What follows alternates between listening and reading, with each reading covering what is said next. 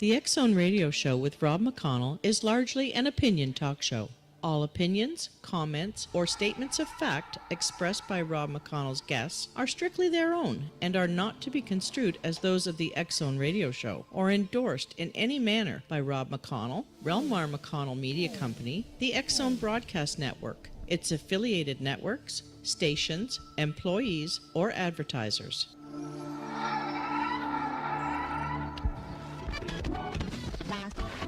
All Hit Radio.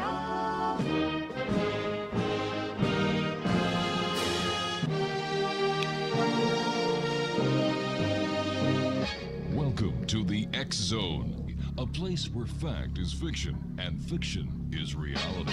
Now, here's your host, Rob McConnell.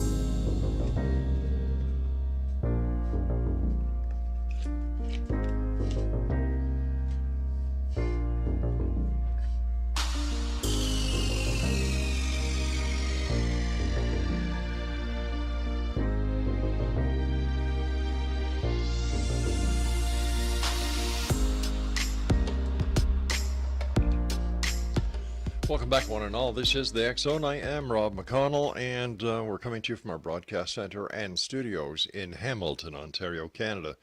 If you'd like to send me an email, xzone at xzoneradiotv.com, on all social media sites, Xzone Radio TV. To find out what we have available for you 24/7, 365 on the X Zone Broadcast Network, visit www.xzbn.net. And for the information on the X Zone TV channel on SimulTV, visit www.simultv.com. My guest this hour is Michael Robartes. He leads Scientific Paranormal, a paranormal investigation team in the Atlantic Paranormal Society family. A long-time explorer of unexplained phenomena, he knows what eyewitnesses go through and helps them integrate their experiences into the world view. Robartes lives in New York between the Adirondack Park, and the Canadian border. The website is rabbitholeexperience.com. Michael, welcome to the X Zone. Hey, thanks for having me, Rob. Thanks for having me across the border. Yeah. I used to live very close to the Adirondacks on the south shore of Montreal, so we used to go there a lot of the times and enjoy the beautiful mountain scenery. What is the Rabbit Hole Experience? That's not only the name of your book, but it's also, how would you explain it? Well, this is a term that my co-author Paul Conroy and I came to use. I'm a paranormal investigator. Paul is a Bigfoot investigator. And we've spent a lot of time in the field together. I'm interested in the Bigfoot phenomenon as well. So he and I spent a lot of time pursuing that out in the woods. And over the years, we've kind of spent a lot of time comparing our cases, the different clients that we've met and people that we've tried to help. And one thing that we noticed was the impact that these experiences had on people. And this term, the rabbit hole experience, that we started using was a term to sort of designate an experience where people sort of come face to face with something that they had previously thought was impossible or is not real. We all sort of go through our lives and draw these lines between what we think is real or not real. And occasionally someone will run into one of those things that's supposed to be on the other side of that line. And it's the impact that has on them that's really the topic of the book that we wrote. So how or why do people react differently when they do fall down this rabbit hole? Well, I think a lot of it comes from what they bring to the experience. So in our book, we talk about different reactions that we've seen our clients have, and we illustrate each of them with a case study that we've dealt with. But a lot of it comes down to the beliefs that people have when they go into the experience, and sort of whatever experience they have, like how much disturbance does that cause in their beliefs? How many things is that tied to, and how tightly are they hanging on to their previous beliefs. And it seems like the more tightly people are trying to hang on to their old version of reality, probably the more trouble they're going to have. Share with us, if you could, some of the investigations that you yourself have conducted in the paranormal.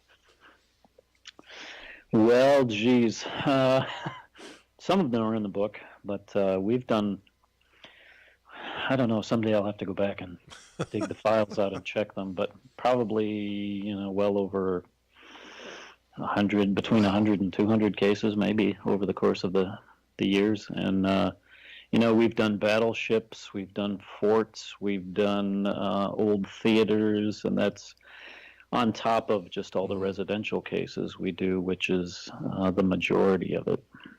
Is there any one case that stands out in your mind amongst the others? Probably one of the ones that will always stick out in my mind, and it's a case that we talk about in the book. I call it Four Apartments case in the book. It was a building that was divided into 4 apartments, and we got called in because the family there said that their son was seeing and hearing a little girl at night, that she would come into his room and jump up and down on the bed and play with him and whatnot. And they didn't really mind that until some disturbing things started happening, like the child claimed that this girl, who we called Katie, was telling him to do things like hurt his sister and things like that. And so they called us in to see if there was any truth to this, and of course they're hoping that we say no. And we got there, and before we had even gotten our equipment set up, we could hear this little girl's voice. I mean, you couldn't tell where it was coming from, but normally we catch EVPs, right, electronic voice phenomena. That's pretty common, that you catch voices on recorders or something like that, but it's not all that common that you can hear them when you're actually there. And this was like right out loud, that everybody could hear it. And I tell the story about that case to some extent in the book. There's a lot more to the story, of course, but turns out that the child was absolutely right. There was a girl spirit there. We don't know what she was doing there, because really from what we knew about the building's history, it didn't really make a whole lot of sense, but that was what we caught. And we went back to that place several times, at least 3 or 4 times, and could hear her every time and caught all kinds of other activity, and it was really a strange place. Why, in your opinion, after investigated so many cases, are some people more prone to experiencing paranormal phenomenon than others? Why would this child have had the experience and maybe not another child? I think that, at least in our experience, children seem to be more sensitive to it, or maybe more open is the way to look at it. And it definitely, for some reason, it seems to be right around the age of 3. Lots of times we get calls from families, and they'll say their child is telling them they see this person walking around, and we'll ask, how old is the child? And it's generally right around, 3, 4, something like that. But outside of children, I think people are just different in their sensitivities, just like some people have allergies or whatever. It's, a certain sort of resonance or something. And you can have a building that's super haunted, but it could be that one person goes in there and experiences all kinds of things, and then somebody else goes in there and nothing happens. I would imagine that it all depends on your belief values as well. You believe in the paranormal or you don't. You believe in ghosts or you don't. I can understand that in adults or even children and teenagers, but a little child of 3 years old, wow, that must have been very traumatic for her. Yeah, I think so. But then again, maybe a child of that age doesn't even think this is something strange. True. PCs are all the time. He doesn't know yet that he's not supposed to be seeing those things, and maybe that's why he's seeing it. What was the outcome of that case? Well, it was kind of unsatisfying. We went back there several times, and we tried to help this family out as much as we could. But what happened was the father of the family actually passed away while we were in process of investigating, and they didn't want to stay there after that, and they moved out. So we actually lost access to the location too, because somebody else came in and for some strange reason didn't want people wandering around their house setting up equipment and talking to ghosts. So we haven't been back. I don't know. It's one that bothers me because I always think that there's this little girl's spirit there that Sure. I wonder what's going to happen to her, and we can't really get back there to try to talk to her or anything. Is it possible that the little girl's spirit went along with the family? Well, it's possible. We kind of warned them against that, not to give any invitations or anything, because that's kind of asking for trouble. But we haven't heard from them, so I would think that if that had happened, we probably would have heard. But No news you is never good know. news. Yeah, exactly. All right, stand by. Michael, you and I have to take our first break. In X Zone Nation, my guest this hour is Michael Robartes, and he is the author of Rabbit Hole Experience. His website is www.rabbitholeexperience.com. And Michael and I will be back on the other side of this commercial break as we continue here in the X Zone from our broadcast center and studios in Hamilton, Ontario, Canada. Don't forget, the X Chronicles newspaper is available for one and all with our compliments, as it is each and every month, at www.xchroniclesnewspaper.com. The X Zone, a place where people dare to believe and dare to be heard. This is a place where fact is fiction and fiction is reality. And we come to you Monday through Friday from midnight until 5 a.m. Eastern, right here from our broadcast center and studios in Hamilton, Ontario, Canada. I'm Rob McConnell. Don't go away.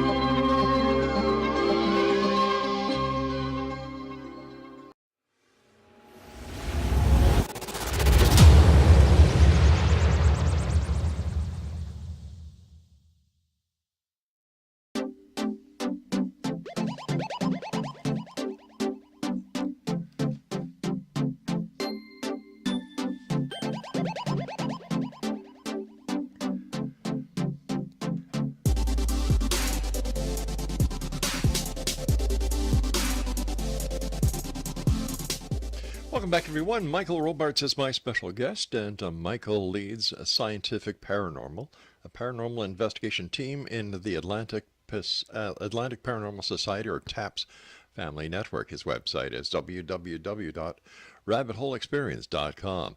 Michael, when you're doing a paranormal investigation, do you do it during the day? Do you do it during the evening, or is there a special time that you and your team would rather work?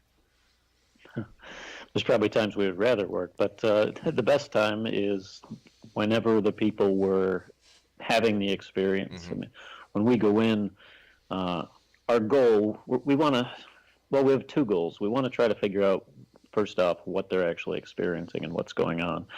And secondly, we want to try to help these people to come to terms with what it is either they've experienced or at least they think they've experienced. And to do either of those things, you need to be there under the conditions when the actual experiences were taking place. So most of the time that's at night.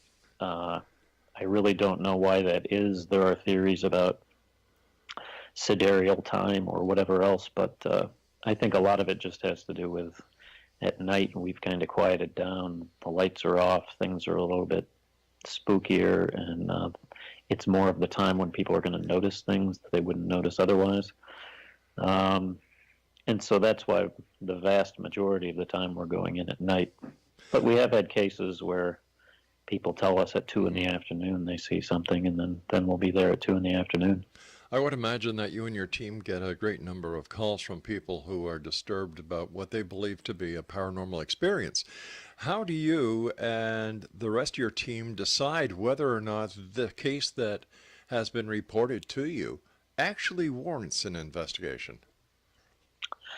Well, we will spend a lot of time talking to the people before I actually decide that I'm going to get the team together and go out there.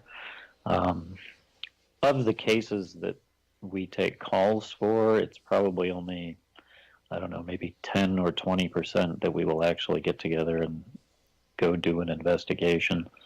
And it's really not a matter of whether I think we're going to find paranormal activity, because a lot of times, and I could be wrong in any case, but a lot of times we may go to a place where I don't necessarily think there's anything paranormal going on, but it's just that these people are so upset that I think that by us going there, we can sort of calm them down a little, maybe give them some peace of mind.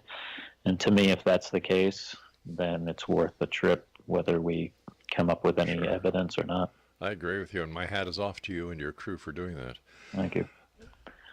Based on your experience and the experience of your crew, is there any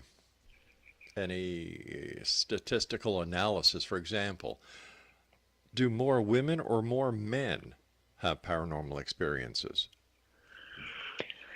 I don't know if there's a difference in how many they have. What I do know is the vast majority of calls that we get are from women. And I think a lot of that is just the fact that women are more willing to admit that they need help and call somebody. It's kind of the old thing about, the guy won't ask for directions. Right? Geez, I can. Yeah, let's just leave it at that. My wife says, "Thank God for the GPS, because now there's less arguments in the car." Yeah, exactly. But yeah, we don't get men calling us too often to ask us to come and do the case. It's usually the wife or the woman in the house. What would be a red flag when you or your team are doing a pre-investigation conference with these people that whatever is going on has nothing to do with the paranormal? Well, sometimes it's pretty obvious. Yes, for instance, one woman I remember called me one time and thought there was a ghost because she was finding rubber bands all over the house. And I told her, "Your cat's doing it." Yeah. And then she stopped and she said, "How did you know I had a cat?"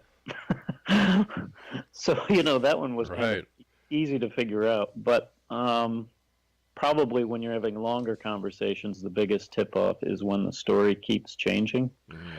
So we'll sort of go over the questions from different directions in different ways, but make them sort of repeat the story a few times. And if the story sort of keeps modifying, then that's usually an indication that, I don't know there may be something going on, but if somebody's doing that, then we're never going to be able to figure out what's going on, because we're never going to get the real story, It seems lately that a lot of the cases that are being reported by paranormal investigators, not all paranormal investigators, have a lot to do with demons and demonology. Are you finding this out yourself through your investigations, or is this some type of new hype that is coming out there?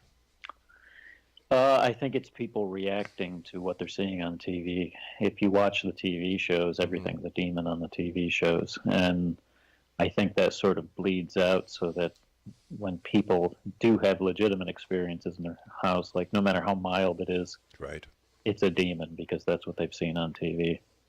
That would be my guess. It's not that people don't have legitimate, I like to call them negative entity cases rather than use the demon term, but people have those experiences, but they're really pretty rare in my experience. Besides doing ghost investigations, what type of paranormal investigations do you and your team investigate? Well, with Scientific Paranormal, we mainly do the ghost investigations. On the other hand, I investigate with my co-author, Paul Conroy. He is an investigator for the Bigfoot Field Researchers Associate, her organization. So BFRO? He and I go out in the field and do those investigations. He takes those calls. We also, when we originally conceived the idea for this book, we wanted to get together with my friend Bob Canino, who was a UFO investigator in central New York.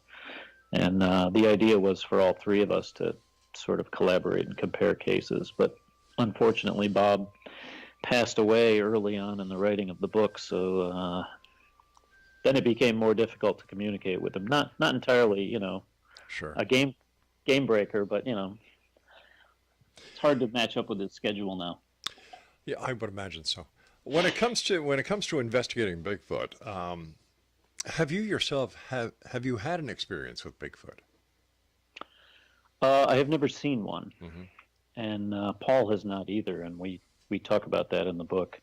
But we have had a lot of strange experiences out in the field that make us wonder if something was going on. We've had times when we've heard sort of this strange murmuring that people talk about that sounds like voices when you know that there's nobody around. We've had like times when in dense woods we hear like some huge animal sort of run away and we can't get a look at what's going on. Paul's had things whistle back at him, stuff like that. And we've heard wood knocks and the usual things that you hear about with Bigfoot, but neither of us have ever seen one. We're hoping one day that we can change that. Let me ask you a question. I'm sure you've been asked this 100 times or more, and I'm sure Paul has been asked this as well. If Bigfoot exists, how come we never see a body of a Bigfoot? Yeah.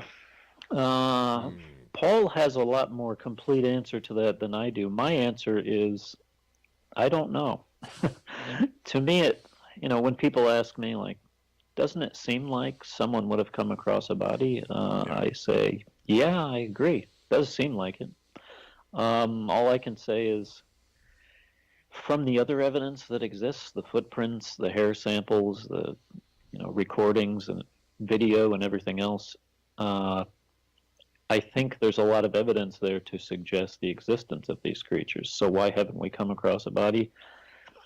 I don't know. I don't know if we're going to know that until we actually find one. But well, in your opinion, Michael, has the evidence been found that would, beyond a shadow of a doubt, prove that Bigfoot does exist? Not beyond the shadow of a doubt, I wouldn't say. In the book, we talk about two different types of beliefs. We talk about the objective and subjective minds and how you can believe different things at each level. At the rational objective level, I think that the evidence is pretty strong. And if you ask me, do I believe these animals exist, I would say yes. But I've never seen one, so without that personal experience, I don't. If somehow we were able to prove that they didn't exist, I don't know how you would do that, but I guess I wouldn't be all that surprised by that either. I think we're probably not going to know until we find a body or something, but to be honest, even then, humans have such a capacity for rationalization. I don't know if a body was laying there in front of the Smithsonian, if that would even end the argument necessarily. I hear you, my friend. Michael, please stand by. You and I have to take our news break at the bottom of the hour. X Zone Nation, Michael Robartes is our guest. www.rabbitholeexperience.com is his website, and he, along with Paul Conroy, are the authors of The Rabbit Hole Experience. This is the X Zone, a place where people dare to believe and dare to be heard. We're coming to you around the world from our broadcast center and studios in Hamilton, Ontario, Canada. I'm Rob McConnell. I'll be back after the news. Don't go away.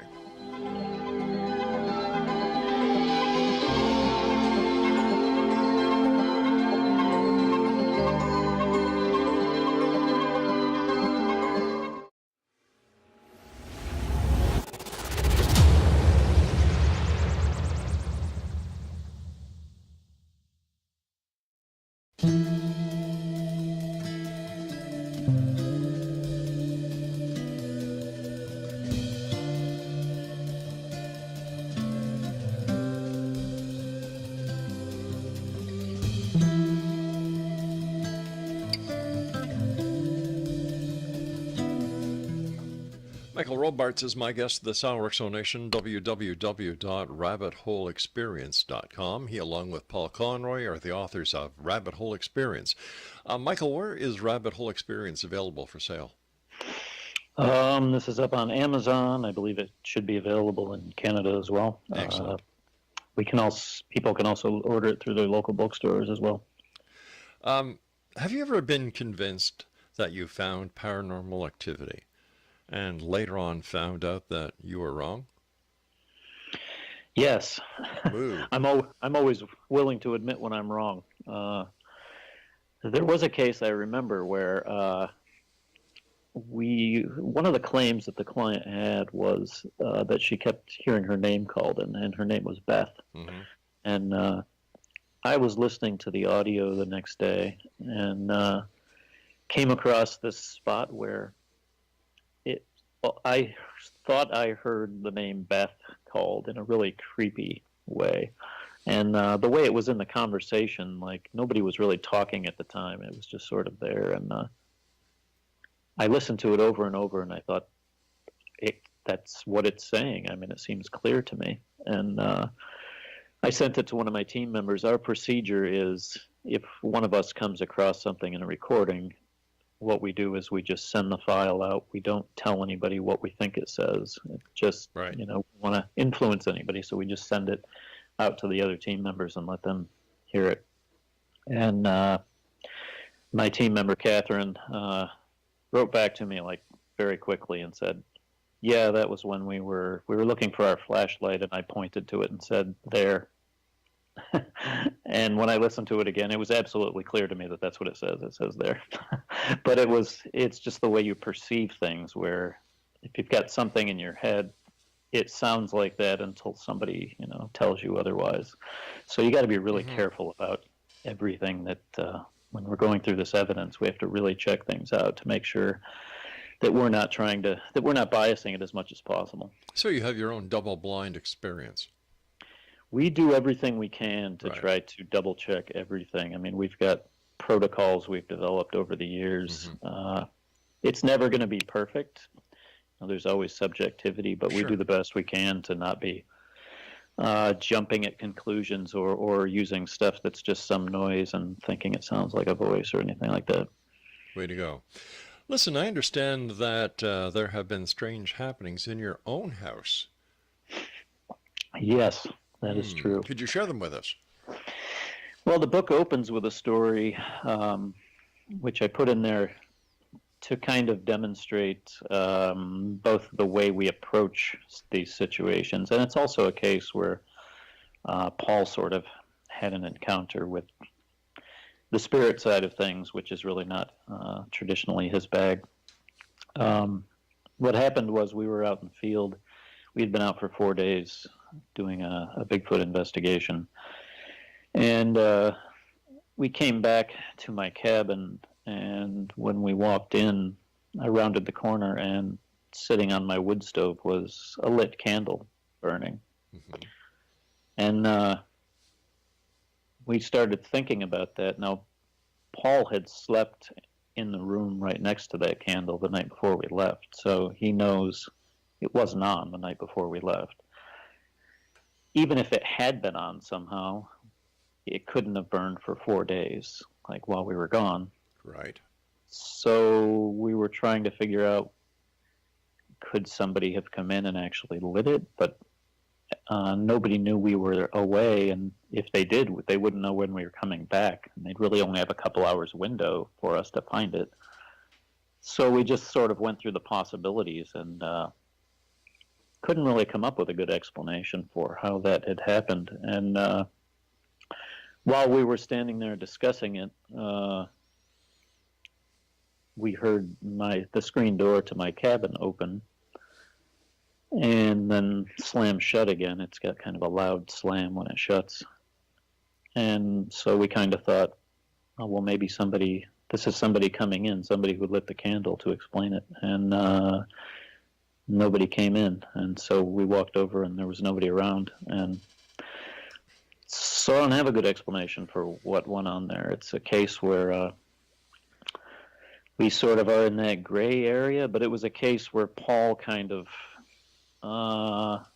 seemed a little uncomfortable trying to fit this information into his beliefs because he wasn't quite sure it's not that he didn't believe in spirits, but he had never really given it all that much thought, and now he kind of had to think about whether this was possible or how this could happen. Well, sure, he is usually considering investigating Bigfoot, which is a big furry, kind of big thing, and you're the guy who's used to dealing with the transparent type. So and Sasquatches rarely walk into your apartment and light candles. Well, there was that time I met a girl from McGill University, but that's another story. How would you prepare people for their very first encounter with the paranormal? Because I'm sure that very first encounter can be traumatic, and yet there are those people who would love to have one. How would you suggest they prepare themselves for what may be around that corner? Yeah, there's actually both types of people. We have people on my team who have been investigating with us for years and have never had a real solid paranormal experience and are just, dying to have something happen. And then there's other people who would really prefer that this didn't happen. And a lot of our clients fall into that category. I don't know that you can prepare necessarily. Probably your best defense is just to be as open-minded as possible so that when it does happen,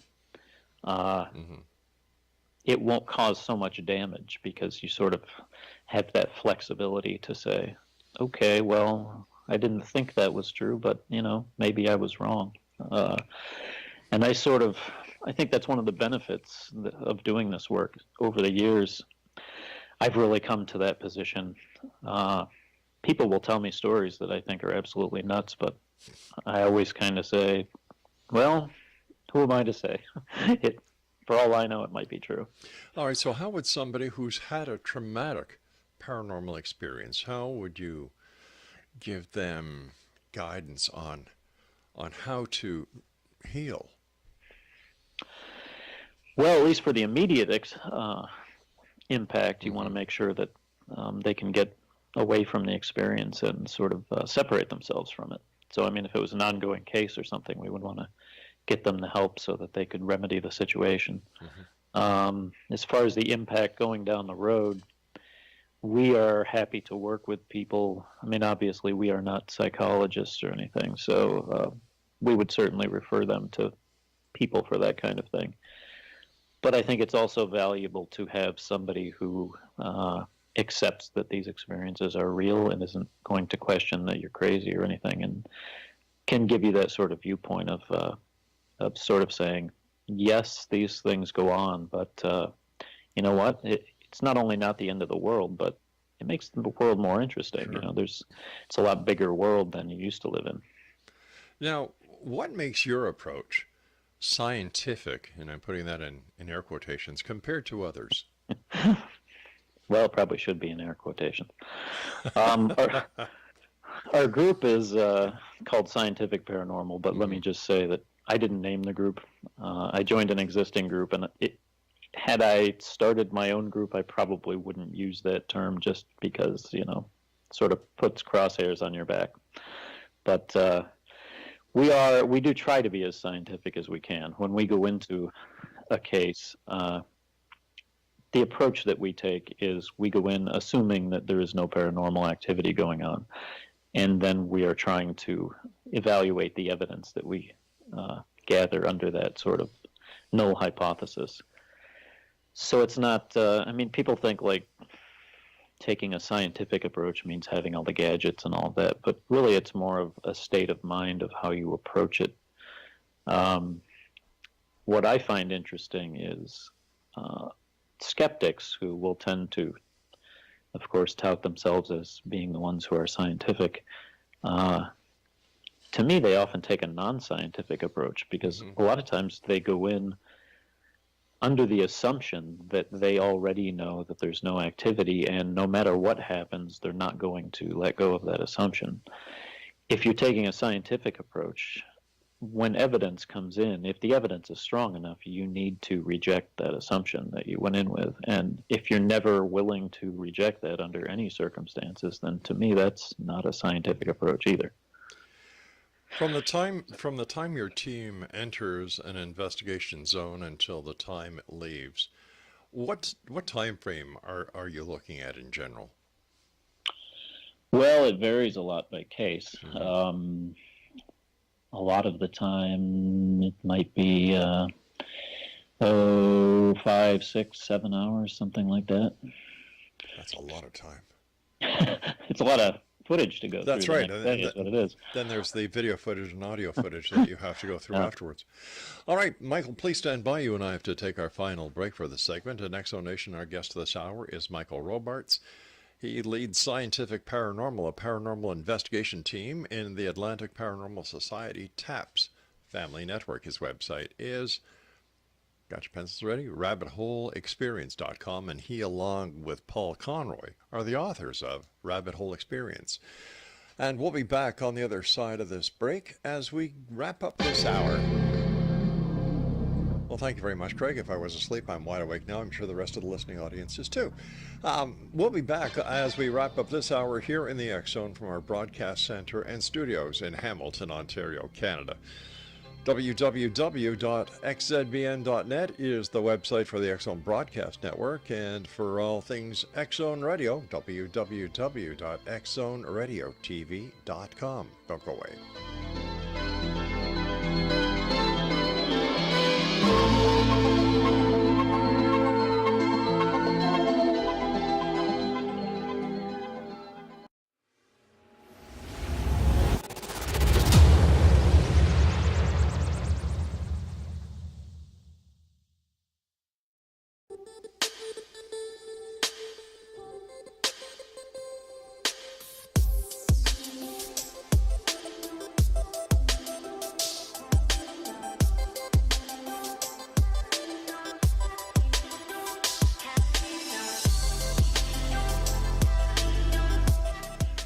Welcome back, everyone. Michael Robartes is our guest. He, along with Paul Conroy, are the authors of Rabbit Hole Experience, and their website is rabbitholeexperience.com.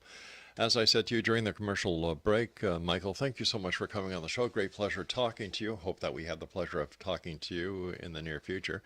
But let me just try and understand, and maybe you can help me. Where do you think paranormal investigation is, or the art of the science of paranormal investigation is today, and where do you see it going in the future? Well, we're kind of at a turning point, I think. We had the years of Ghost Hunters and these other TV shows, and that was kind of brought in an era of this approach of using the high-tech equipment to try to capture evidence of the paranormal. But it seems to me like we're kind of at the end of that. I mean, it's not that evidence is still valuable, like in individual cases, but it's valuable so that we can figure out what's going on for the clients that we're working with. But as far as putting another EVP up on a website and, another video of a spirit or something, I just don't know how much value that adds at this point. I think we're at a point where there are people who have had their own experiences who don't need any more proof, and there are skeptics who are never going to believe it regardless of what you do. So I think it's kind of time to maybe turn away from worrying about gathering more evidence and think more about helping the people involved and thinking about like the fact that we have had these experiences over all of the years that humans have been walking around. Sure. What does that mean for us, rather than like trying to have some obsession about whether we can prove it scientifically or not. Why do you think that these spirits or these ghosts are intelligent? Do they have the ability to understand, comprehend what it is that paranormal investigators are trying to do? You mean like maybe they run and hide when we walk in the building, that kind of thing? Or maybe they actually try in their own unaudible way to communicate with you, to say, get the hell out, leave us alone. Sometimes they do, yeah. I think it depends on the case. I think that there are definitely Sometimes you go in, and I think a lot of times what we're picking up is just sort of residual energy of events that happened, and that's not going to try to communicate with you. It's just sort of there. But I think that there definitely are cases where there are conscious spirits with intention that are trying to communicate. A good example of that is a case that we talk about in the book, where we caught some of the best video evidence that our team has ever caught. We had set up a camera on a tripod, a full-size, chest-level tripod, and focused it on this staircase to try to catch an apparition that people had seen. And then we all left the building, so the entire building was empty. There was nobody there. And another camera that we had covering the room had caught on video our whole tripod sliding across the floor. And when I thought about that later, when you watch that DVR footage, it's kind of grainy and doesn't have any sound, and a lot of things could move in that place and we'd probably never know the difference. But the fact that it did it to our camera on the tripod, it's almost like it was intentionally moving something that we would be sure to see. It has the feel to me of something really trying to get our attention and let us know it was there. So sometimes you catch stuff like that where it just seems like, yeah, there's really somebody there just trying to get somebody's attention, trying to let somebody know that they're there. And that seems to be only probably a small proportion of cases that we go to where we actually capture evidence of some sort of paranormal activity. But in those cases, most of the time, it just seems to be that, like a spirit trying to get somebody's attention. In locations like Waverly Hills, and other places that are well known throughout the paranormal community for the activity that is there, why do these spirits continue to stay if, in fact, the location has become a hotspot for paranormal investigators? Yeah, it's a good question. That kind of stuff tends to bother me a little bit because if there are actual spirits there, it just, to me, like, to set it up kind of like a petting zoo, come in and make them do tricks is, exactly.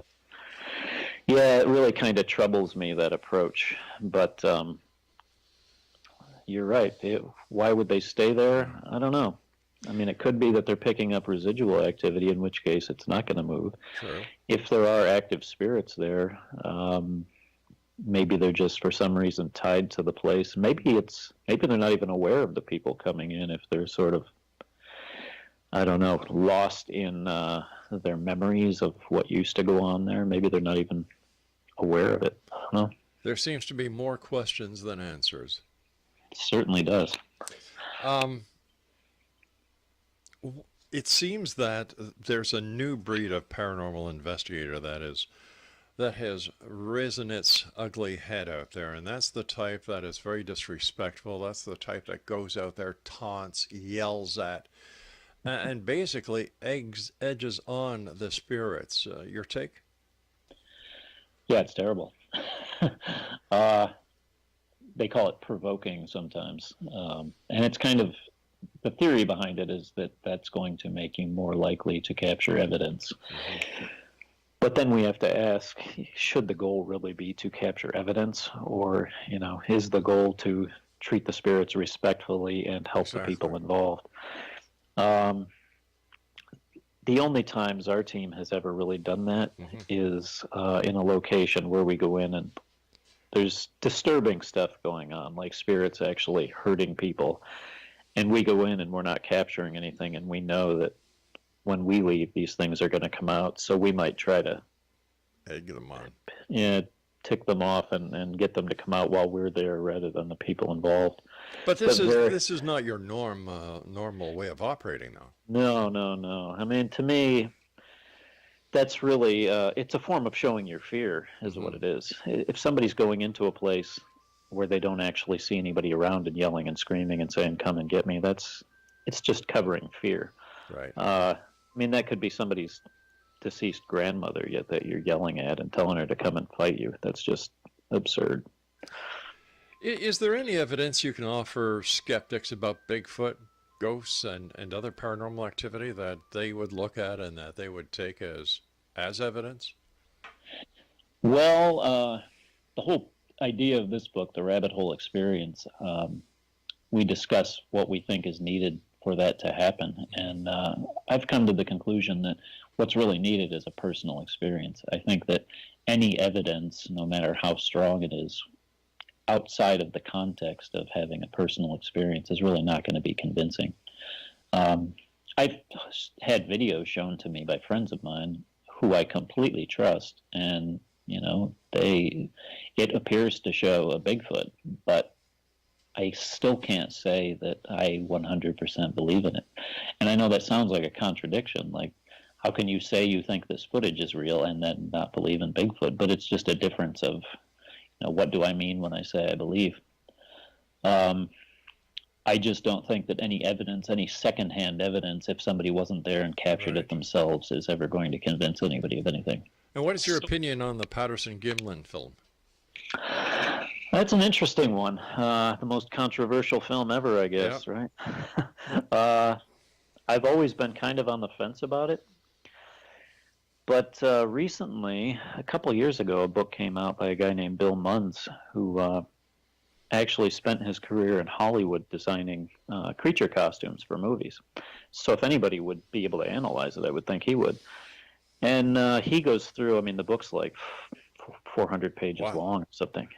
And he goes through it frame by frame and comes to the conclusion that there's just nothing about this that is consistent with a hoax. And to me, the ball is now in the court of skeptics to refute this argument. But the weird thing is I haven't heard anybody even talk about it. So I don't know why that is. Yeah. But I'm pretty convinced that I think the footage is authentic. But, again, like I said earlier, if somebody were to come out with evidence and show me that it's not, I would say, all right, well, I was wrong. But at this point, it seems to me pretty strong that it's authentic. Michael, as always, when I'm enjoying a guest, time goes by so fast. I want to thank you so much for joining us, and let our listeners know how they can find out more about you and where they can get your book again. Well, the book's available on Amazon. It's called The Rabbit Hole Experience. People can reach us on our website, which is rabbitholeexperience, all one word.com. We're also on Facebook at The Rabbit Hole Experience, so they can find us there too. All right, Michael Robartes, thank you so much for joining us. Take care of yourself, and I look forward to the next time you and I meet right here in the X Zone. Take care of yourself. Thanks a lot, Rob. X Zone Nation, Michael Robartes has been my guest once again. He, along with Paul Conroy, are the authors of Rabbit Hole Experience, their website, rabbitholeexperience.com. And I'll be back on the other side of this break as we continue here in the X Zone from our broadcast center and studios in Hamilton, Ontario, Canada. My name is Rob McConnell. Don't go away.